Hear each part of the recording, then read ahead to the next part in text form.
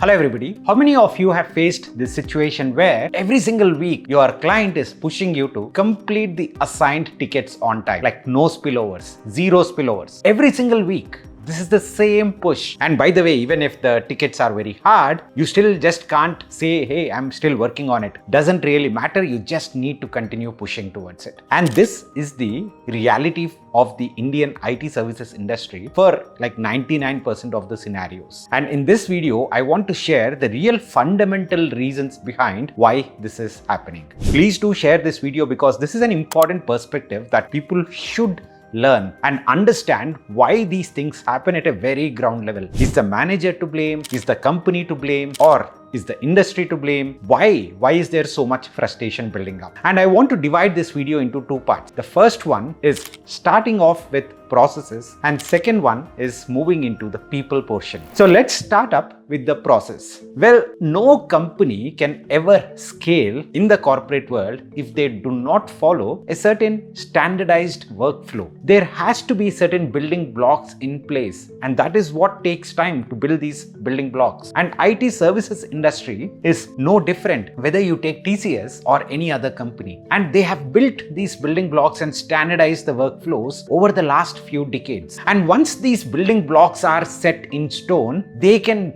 go ahead and continue to milk more money from this system, and they can replace people very easily because now the entire company is running on a process. There is no dependency on people. They'll go ahead to the clients and say that we are a process heavy company, we can support you and we are not reliant on people. So there is already a huge labor market in India and we can get them for cheap.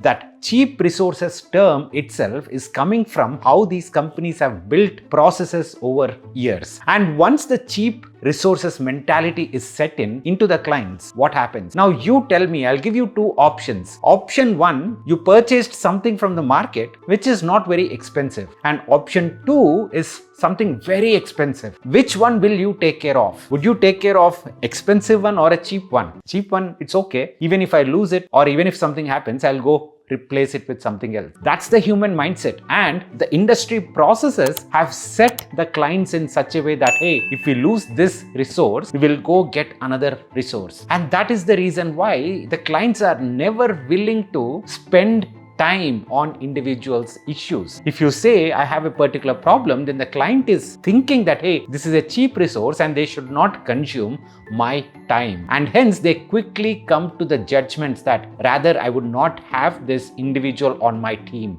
And this is how a lot of people are asked to quickly move out of projects. And there is also another phenomenon that is coming up, which is if the resources are anyways considered to be cheap labor, why not have an experienced person? And let's push them to get started with submitting the codes as soon as the first week itself. Now, the same thing happens with the experienced person as well. They can't get the ball rolling from day one. They will take time and hence the issues pop up again. And then the whole circle starts. The manager keeps blaming the employees are frustrated, the clients don't know what to do, and all of these things will start. But in this entire scenario, there is one more vital piece which is missing and which should take care of this entire system, and that is the manager. Why? Why is manager's role such an important piece in the puzzle? Because managers have to understand that, hey, it is important for me to set up somebody for success. For example, is the VPN set in place? Did the employee got all the required permissions to access the system? Is the laptop itself the right one? Do they have all the IDs created? All these things have to be taken care by the manager before the evaluation starts. That, hey, is the individual quickly consuming and starting to contribute?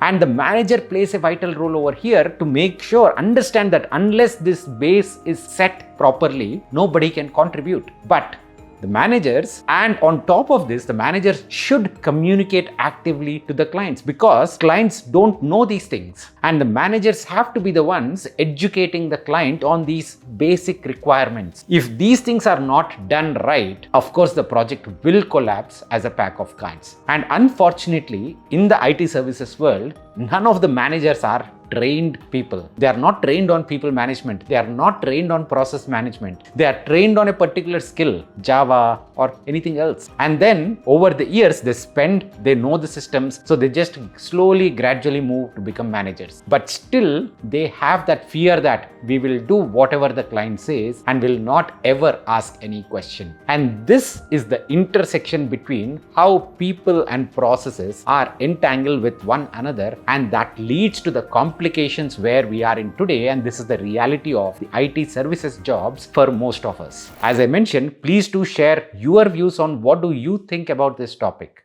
And how do you, by the way, think about identifying these kind of environments where somebody is actually supporting you versus somebody is not supporting you? I'll lay down 3 markers for you. The first one is, if you have a Friday evening call continuously set up, right, every single week, what does that mean? The clients don't even care about your social life. They don't even acknowledge the fact that it's a Friday evening and you probably have to step out. And if they are working on their Friday evenings, your Saturday mornings are also typically gone a few times. So if the company itself does not push for, hey, Friday evening calls should be there only when required. If this is not there, this is a typical marker of a company which is prioritizing clients too much and does not know how to manage the processes. The second thing is, how quickly are your issues resolved? Whether it could be your own company or whether it could be with the manager or whether it could be with the client, doesn't really matter, but how long is it taking for you to resolve your own issues? Because it straight up tells you the client's mentality. Do these guys